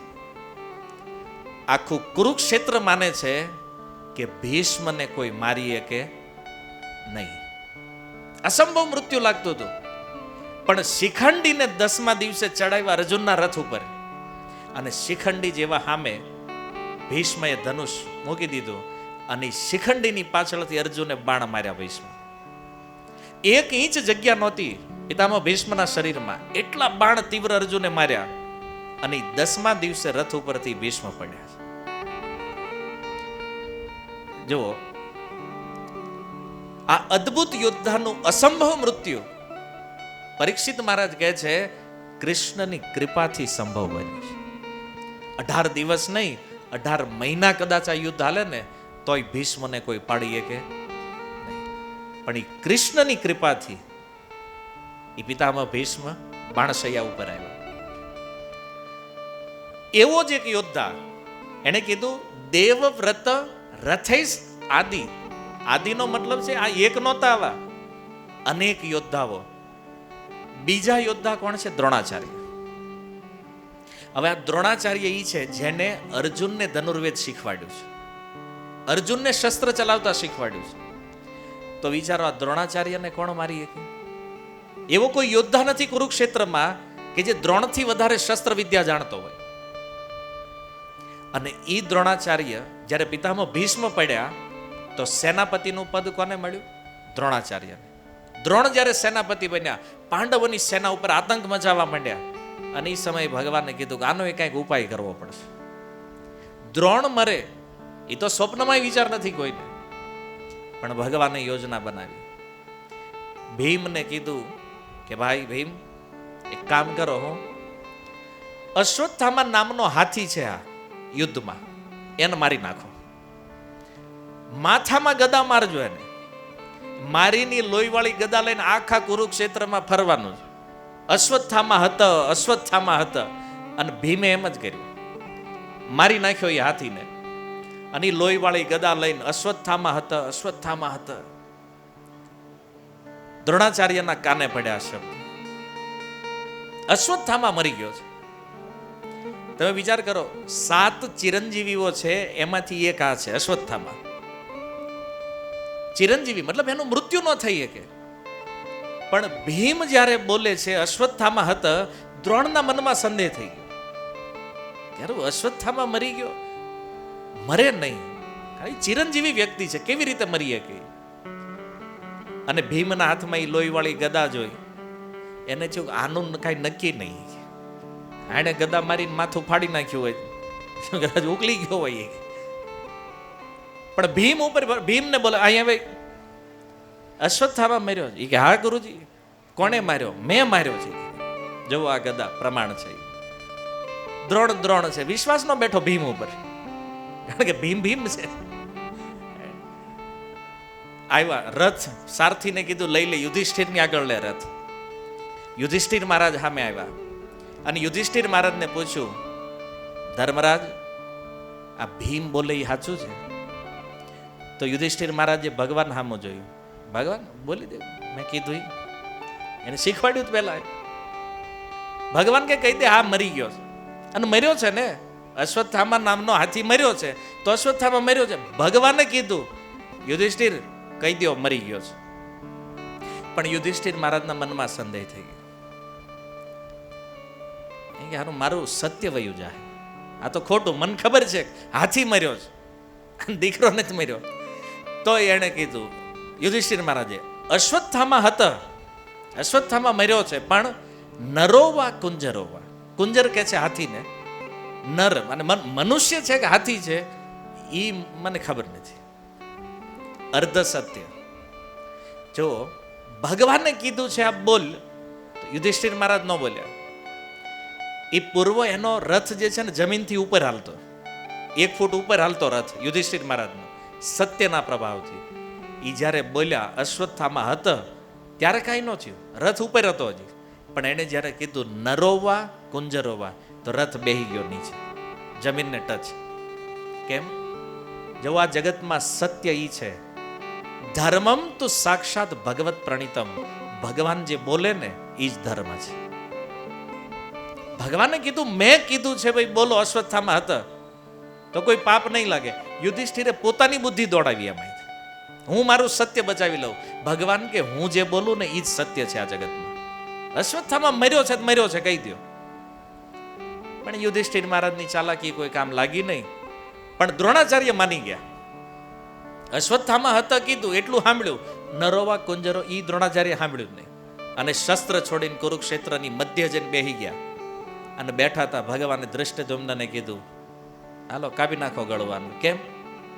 જન્મ જ તારો એની હાટું થયો છે, આને મારવા માટે. દ્રુપદે યજ્ઞ કર્યો તો શું કામ? કે દ્રોણને મારે એવો પુત્ર પ્રાપ્ત થાય, તો તારો જન્મ જ આના મૃત્યુ માટે થયો.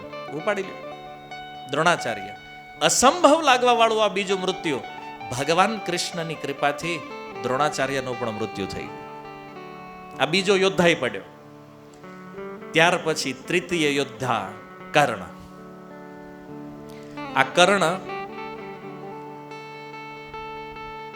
લગભગ પિતામહ ભીષ્મની સમાન આ યોદ્ધા છે. આ કર્ણ એની પાસે કવચ અને કુંડળ હતા. કોઈ પણ શસ્ત્ર મારે તો સીધું કવચમાં સમાઈ જાય, અડે જ નહીં. એને વિચાર કરો, જે શસ્ત્ર એને અડે નહીં એને મારવો કેમ? કોઈને એમ થાય તો ગળું કાપી નાખો, તો કોઈ શસ્ત્ર અડે તો કુંડળ શસ્ત્રને અંદર ખેંચી લે, એલું મેગ્નેટ કોઈ ખેંચી લે, શસ્ત્ર ટચ ન કરે. ભગવાને વિચાર કર્યો કે આનું કંઈક કરવું પડશે, કારણ કે આ જો આવી ગયો ને, 10 દિવસ સુધી કર્ણની એન્ટ્રી નહોતી મહાભારત યુદ્ધમાં. કારણ કે ભીષ્મ પિતામહે કહી દીધું કે જો આ લડવાનો હોય તો આપણે લડવાનું નથી થતું. તો દુર્યોધને કીધું કર્ણને આને બેહારી દો. ઓપ્શન પ્લેયર હોય ને મેચમાં, એક વધારે લઈ ગયા હોય એક્સ્ટ્રા, અને એક્સ્ટ્રા બેહારી દીધો. પાણી પાવામાં એમાં હાંકવા નહીં ગયો. ભીષ્મ કે હું જ્યાં સુધી સેનાપતિ છું ત્યાં આ નહીં આવે યુદ્ધમાં. કર્ણ સાઈડ. પણ ભીષ્મ ગયા, દ્રોણ ગયા, તો કર્ણનો વારો આવ્યો. ભગવાને ઇન્દ્રદેવને મોકલ્યા બ્રાહ્મણનું રૂપ લઈને. દાની છે ને મોટો, જાઓ હવારમાં માગી લ્યો. માગવાનું કે કવચ કુંડળ માગી લેજો. અને સંધ્યા વંદન કરે એ સમય ઇન્દ્રદેવ આવ્યા બ્રાહ્મણનું રૂપ લઈને. એણે કીધું ભિક્ષામ દેહી. કર્ણે જોયા વગર કીધું બોલો હું જોયું? એ કે તારું કવચ અને કુંડળ માગ્યું. કર્ણએ આપી દીધું. અને પછી જ્યારે લોહી લુહાણ હાલતમાં આવ્યો દુર્યોધન પાસે, દુર્યોધનને કીધું આવું થયું છે. બોલે કવચ કુંડળ એક બ્રાહ્મણે માગ્યું, આપી દીધું. અરે મૂર્ખ્યા, એની લીધે તો તને રાખ્યો તો અહીં અમારી હારે, કે તું મને વિજય અપાવીશ ને, ઈ જ આપી દીધું તે. કર્ણ કે છે તને કવચ કુંડળ ઉપર ભરોસો છે કે મારી ઉપર છે? બોલે તારી કરતા કવચ કુંડળ ઉપર વધારે હતો. પણ એ કે આપી દીધું છે કાંઈ નહીં, તું આરામ કરે. આમ થોઈ પિતામહે ના પાડી, 10 દી તું આમાં બહાર છો. બેર દીધો કર્ણને. કોની યોજના હતી આ? ભગવાન એને બચાવ્યા છે. પછી સૂર્યદેવને બહુ ખોટું લાગ્યું, કારણ કે જો ઇન્દ્રના અંશથી અર્જુન પ્રગટ થયા છે, તો અર્જુનને બચાવવા ઇન્દ્રદેવે સહાયતા કરી, તો સૂર્યદેવને થયું હું મારા દીકરાને કેમ ન બચાવું? આવ્યા સૂર્યદેવ. સૂર્યદેવે કીધું કર્ણ, જે કવચ કુંડળ માગીને ગયા છે ને બીજું કોઈ નહીં, ઇન્દ્ર છે. તને ખબર હોવી જોઈએ, અને આવી રીતે ન આપી દેવાય કોઈને. પણ કર્ણ કે એમાં કઈ લોસ નથી. કેમ? તો કે ઇન્દ્રદેવને મેં કવચ કુંડળ આપ્યું તો એને પ્રસન્ન થઈ મને એક દિવ્ય અમોઘ શક્તિ અને 5 બાણ આપ્યા છે, અને મેં રાખ્યું છે. મારો ઉદ્દેશ એટલાથી સિદ્ધ થઈ જવાનો છે. ભગવાનને થયું કે 5 બાણ આની પાસે હજી છે.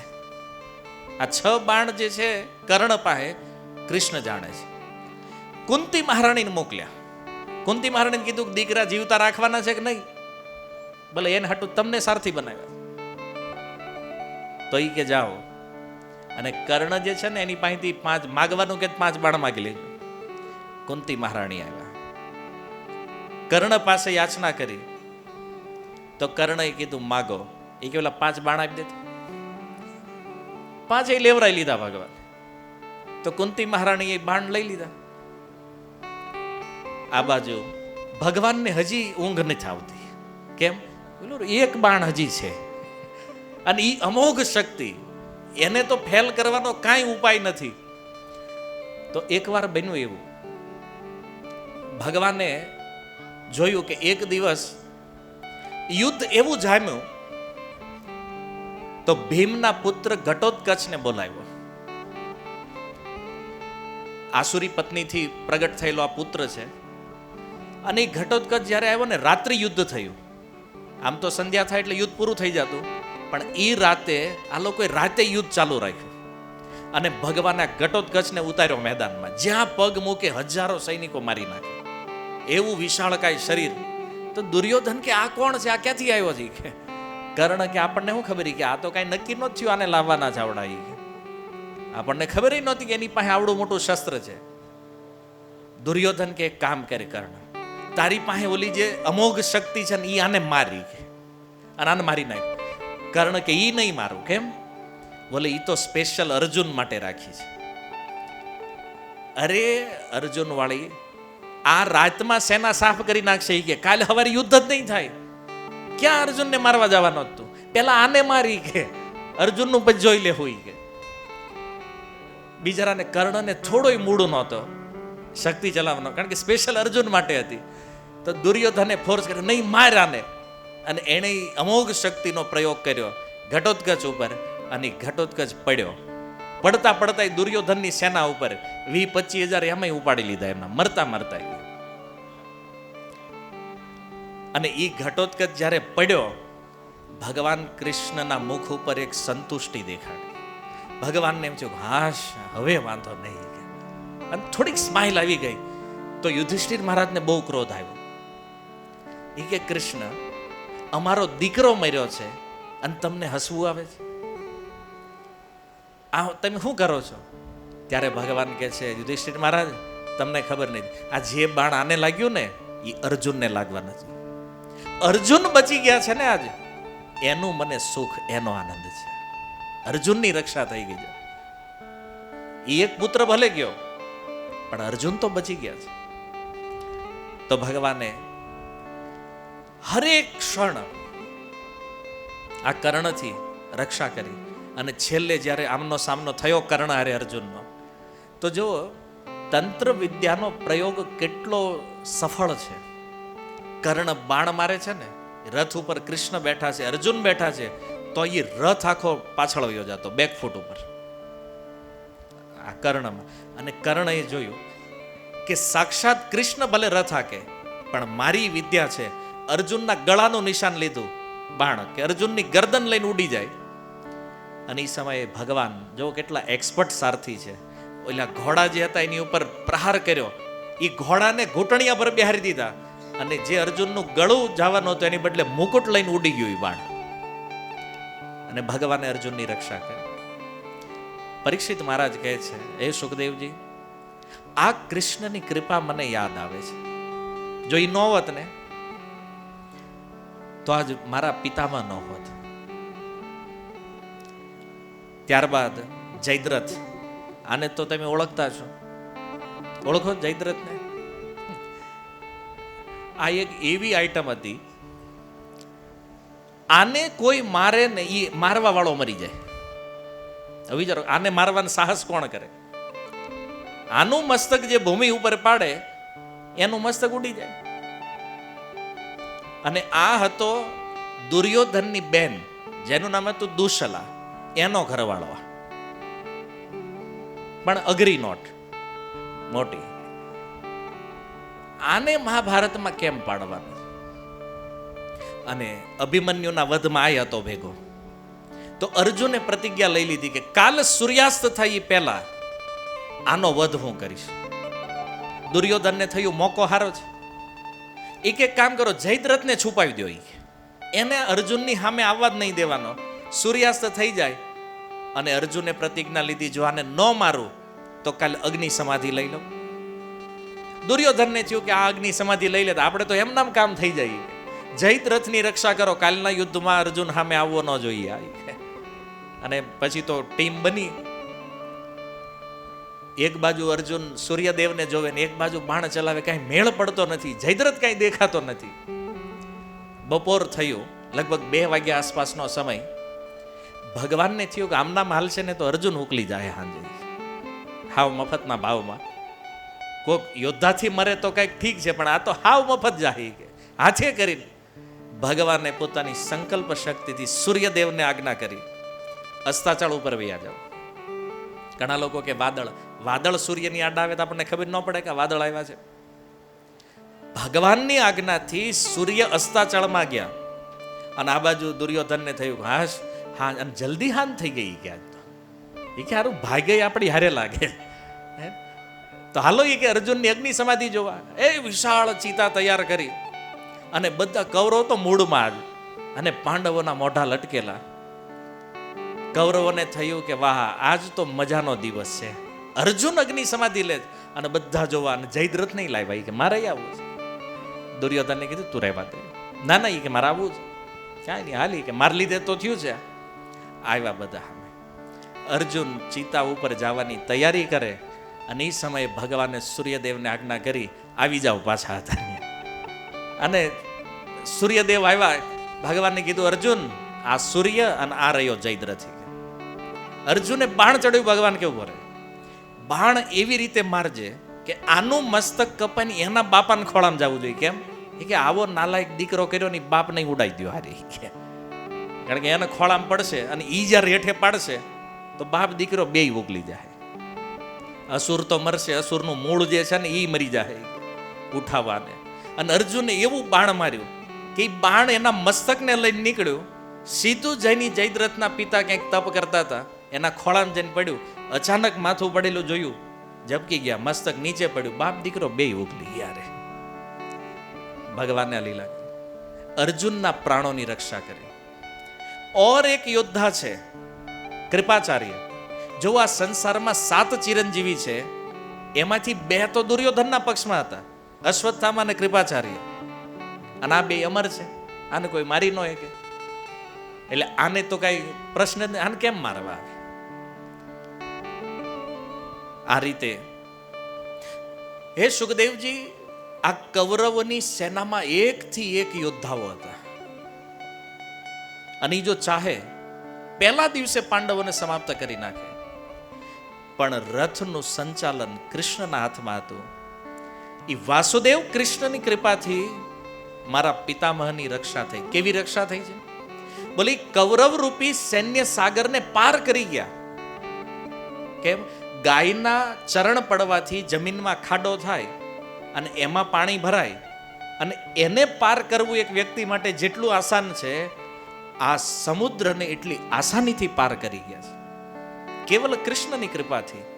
અને એટલા માટે હે સુખદેવજી, હું એની કથા સાંભળવા માંગુ છું. એક કારણ આપ્યું. બીજું કે સુખદેવજી, હું આજે તમારી સામે બેઠો છું, એ પણ એ કૃષ્ણની કૃપા છે. હું જ્યારે મારી માતાના ગર્ભમાં હતો, અશ્વત્થામા દ્વારા ચાલેલું એ બ્રહ્માસ્ત્ર, મારું મૃત્યુ થવાનું હતું. પણ એ સમયે મારી માતા ભગવાન દ્વારકા જવાની તૈયારી કરી રહ્યા છે, રથ ઉપર ચડી ગયા છે, અને ઉત્તરા દોડતા આવી અને ભગવાનને પ્રાર્થના કરે, પ્રભુ મારી રક્ષા કરો તમે. ભગવાન કહે છે કે ઉત્તરા, તારા તો પતિ જીવિત નથી, તારે જીવીને શું કામ છે? બોલે પ્રભુ, મને જીવવાનો કે શરીરનો કોઈ મોહ નથી. તમને જો એવું લાગતું હોય કે હું મારા બચાવ માટે કહી રહી છું, પ્રભુ હું તમારી ભક્ત છું, શરીરનો મને કોઈ મોહ નથી. આ બ્રહ્માસ્ત્ર આવી રહ્યું છે, મને ભલે મારી નાખે, પણ મારા ગર્ભમાં જે બાળક છે એને કાંઈ થવું જોઈએ નહીં. ભગવાને કીધું તો શું બાળકમાં પ્રેમ છે, બાળકમાં મોહ છે? બોલે નહીં, મારા એ પુત્રમાં બાળકમાં મને કોઈ આસક્તિ નથી, કોઈ મોહ નથી.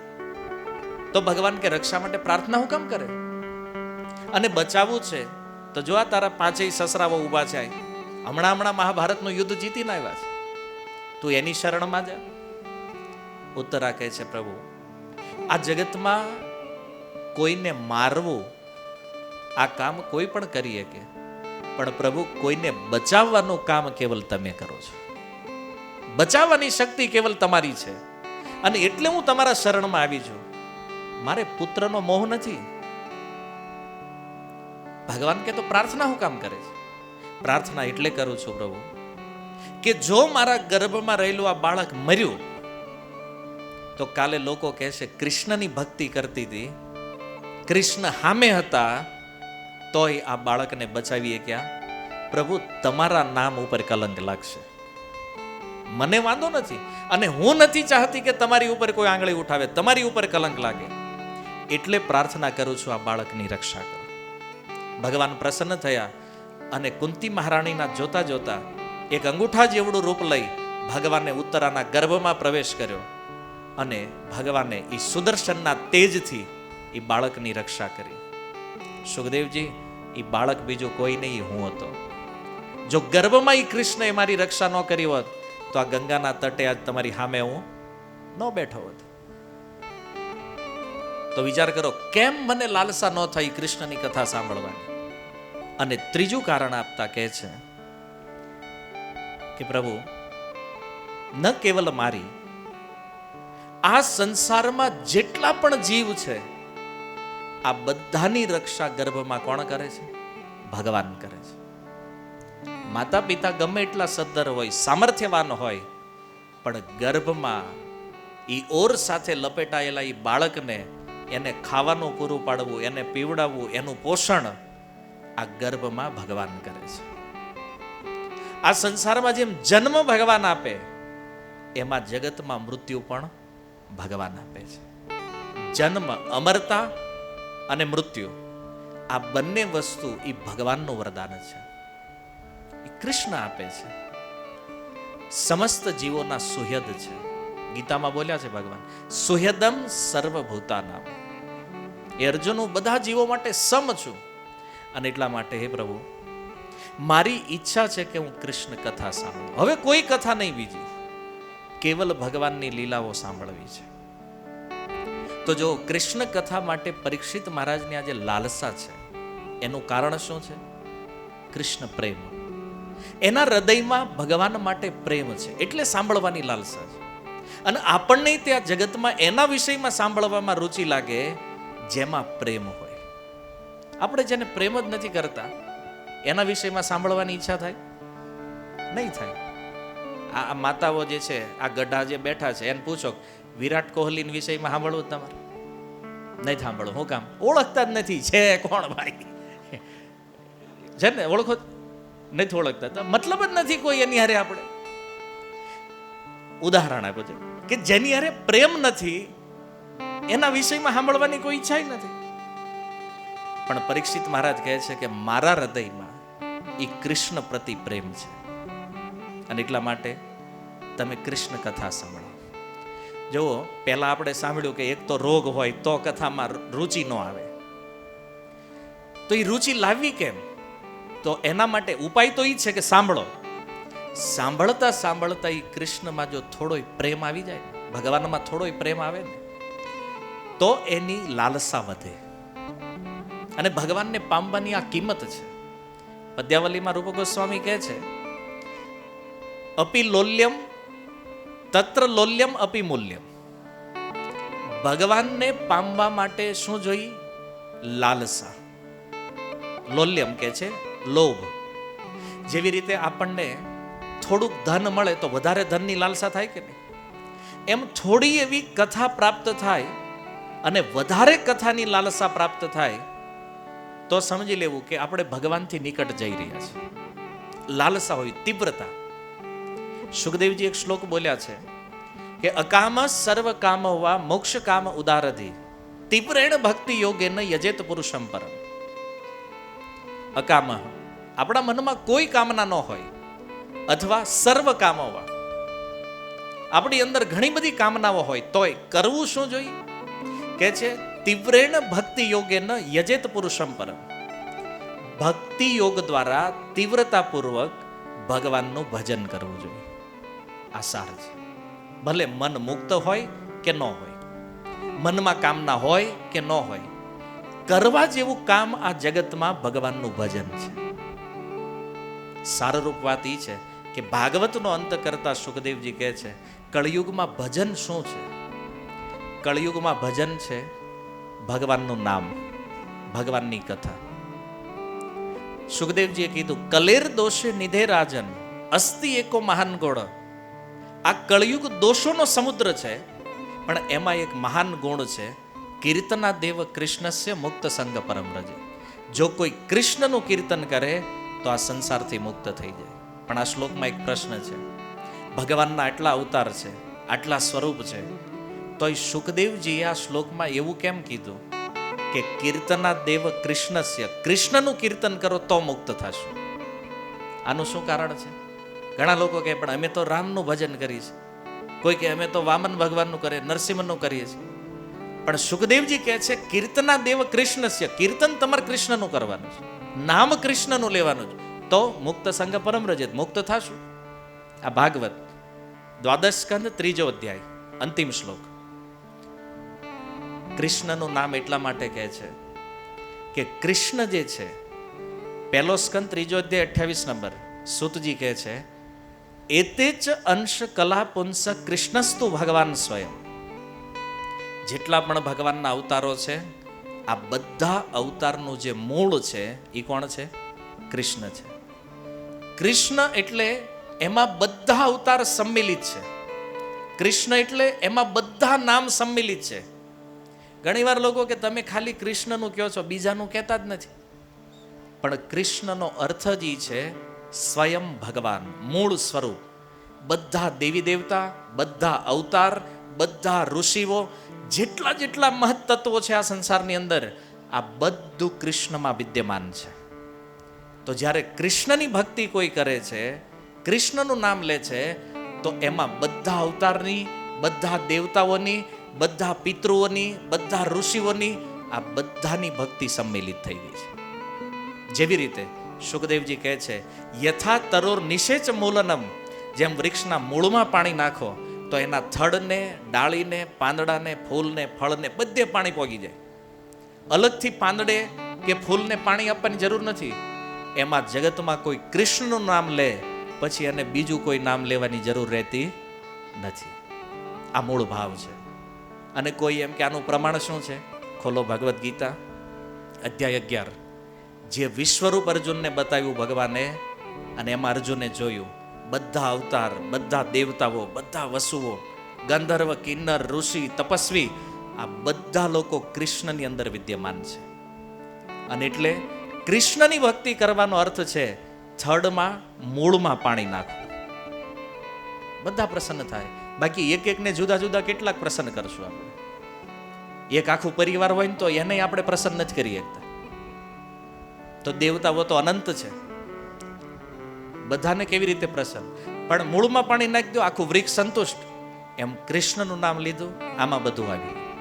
એટલે સુખદેવજી કહે છે, કીર્તના દેવ કૃષ્ણસ્ય મુક્ત સંગ પરમ રજેત. મુક્ત થવું છે તો આ નામ લ્યો, ભાગવત પ્રમાણે છે. એટલે યજુર્વેદ કહે છે કે આ 16 શબ્દનો જે મહામંત્ર છે, હરે કૃષ્ણ મહામંત્ર, આ જીવોને કળિયુગના દોષોથી મુક્ત કરી, એના સ્વરૂપમાં સ્થિત કરી અને ભગવાનમાં પ્રેમ પ્રાપ્ત કરાવે છે. એટલે હરે કૃષ્ણ મહામંત્રનું કીર્તન, એનો જપ, આને કળિયુગમાં ભજન કીધું છે. ગોસ્વામી તુલસીદાસજીની ભાષામાં કહું તો કળિયુગ કેવલ નામ આધાર. ગોસ્વામીજી કહે છે કળિયુગમાં કેવલ નામનો આધાર છે. તો નામ એટલે શું? કોનું નામ? એ ચોખવટ નથી કરી એને. એ તો કળિયુગ કેવલ નામ આધાર. પણ કોનું નામ છે? જ્યારે નામ આવે ત્યારે સમજી લેવું જોઈએ કે નામનો અર્થ છે કૃષ્ણ, વિષ્ણુ તત્વ. કળિયુગ કેવલ નામ આધાર, સુમેરી સુમેરી ઉતરહી ભવ પાર. સ્મરણ કરતા કરતા કોઈ વ્યક્તિ ભવસાગર પાર થઈ જાય. તો કળિયુગમાં બહુ સરળ વિધિ છે. તમે જો એવું વિચારતા હોવ કે આપણી પાસે હવે સમય ઓછો, ઉંમરના એક પડાવ ઉપર આપણે પહોંચ્યા છીએ અને જેટલો સમય બાકી રહ્યો છે, આ જીવનને જો સફળ બનાવવું હોય તો ભગવાનના નામનો આશ્રય લો. આપણું કલ્યાણ આ કરીએ કેમ છે. નહીતર ફરીથી આવશું, ફરીથી આ કામ ધંધો, ફરીથી મૃત્યુ, ફરીથી આવવાનું, ફરીથી ધંધો, ફરીથી મૃત્યુ, આ ચાલતું રહેશે. પણ મુક્ત થવાની જો ઈચ્છા હોય કે આપણે પણ મુક્તિ બાજુ આગળ વધવું છે, તો ભગવાનના નામનો આશ્રય લો. આ સાર છે ભાગવત. હરે કૃષ્ણ. શીલ પ્રભુપાદ કી નિતાય ગૌર પ્રેમાનંદે.